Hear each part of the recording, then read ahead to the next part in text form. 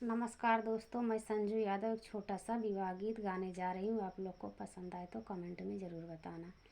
अंगना बाटोरत रहली पतरी तिरियावा, ससुर पूछा थी का बात जी।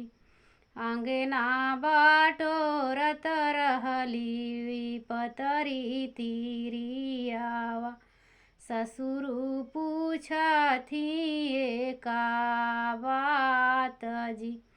किया तू ही आहू बहू सचवा के ढार, किया तो है गढ़ाले सोनार जी।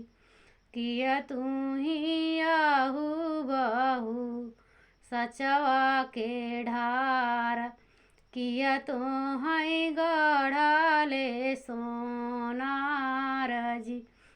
नहीं माया ही ससुरु सचवा के ढार, नहीं मई गढ़ाले सोनार जी।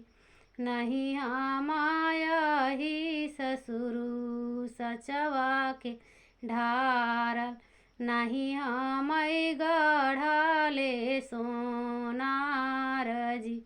माई बापैया मिली जन्मा दिए ला, सुरता गढ़ाला भगवान जी। माई बापैया मिली जन्मा दिए ला, रूपवा गढ़ा